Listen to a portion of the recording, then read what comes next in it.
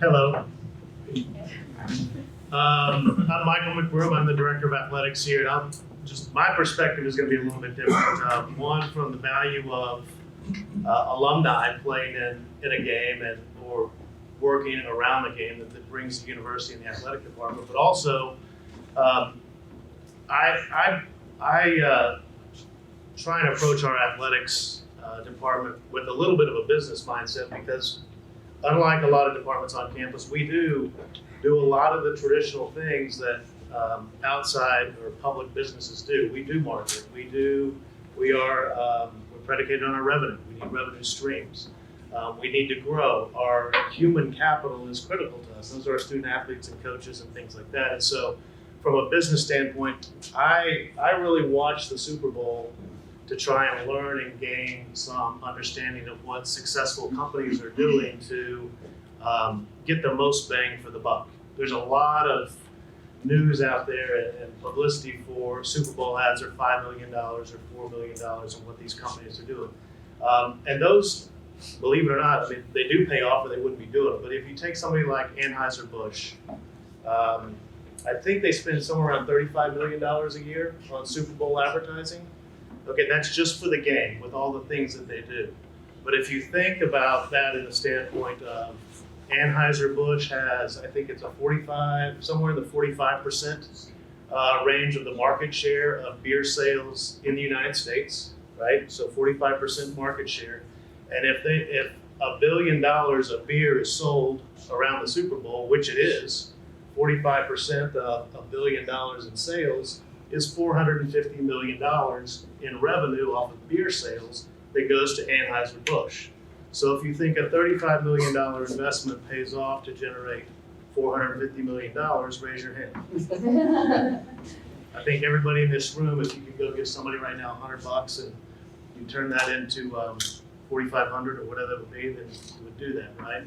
So we can't spend $35 million, can't even spend $1 million, but what's been interesting for me to watch through the years, and my life kind of mirrors the Super Bowl a little bit. This is Super Bowl, what, L33, is that right? L53? Yep. The Roman numerals, L33.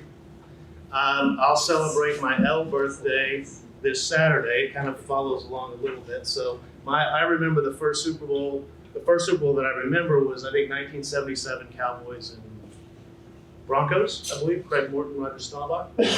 But my business mind, my advertising mind will track with the ads and how people have gone through the years. And I think ads probably became really big in the 80s. I know Apple was a very big one. I think Randall will touch on that. But some of us will mark Super Bowls by the coolness of the ads. The ads became a thing, okay? But then what's been neat for me to watch is how the people that can't afford the big ads have taken advantage of this huge cultural event, because that's what it is. It's a huge cultural event around a football game now. How people are now getting into this white space, for lack of a better term, where you can't do the ad, but you can do some things around the game, kind of like what Clint was talking about, that ties you in to that game in some fashion. Some companies will just do YouTube videos and post them out about the Super Bowl and try and get that buzz around their video, and will generate 20 or 30 million views off of those videos. It cost them the production of the ad, not the placement of the ad. You couldn't do that 20 years ago, right? But there's huge value for companies to do that. So, little video snippets in terms of content for your marketing message that you can do. That's what I love to see about the Super Bowl now. I'll start on Saturday during the day, and I'll start watching Twitter feeds and Facebook posts and Instagram of all these companies that are hashtagging the Super Bowl to try and get it. And then you'll start to see everything is measurable now also, right? So you'll know how many people are watching those videos or how many people are liking things. And those results are posted ongoing. Monday morning, we'll know what the most effective ad in the country was, right? We're gonna know that Monday morning, if not Sunday night. And you'll know the best social media strategy. And so what I do is I look at all those things and I'll go through each of those ads and those campaigns and see what they did. And if there's any little thing that we can glean to tie in for us and our program here to relate back into the community or alumni base, we will do that.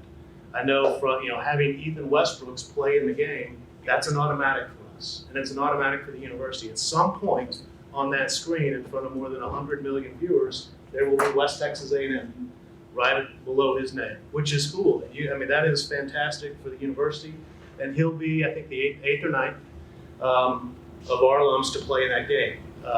Becky Stoddard, where's Becky? So there you go there. Becky made out that we have one of our alums, Wilson Lemieux, is that right?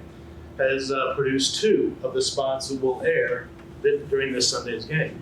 That's also pretty cool for the university to be involved in that way, and we should figure out ways to leverage that. We certainly will in athletics, leverage Ethan participating in the game.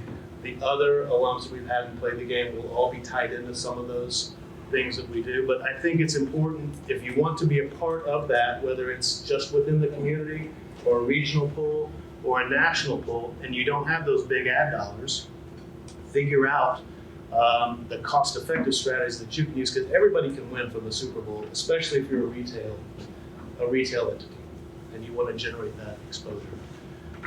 Let's see, a couple of other notes.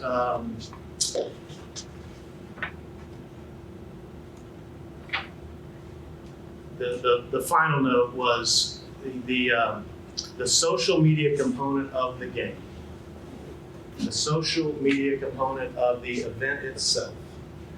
For an individual, for a company, or a nonprofit, doesn't matter.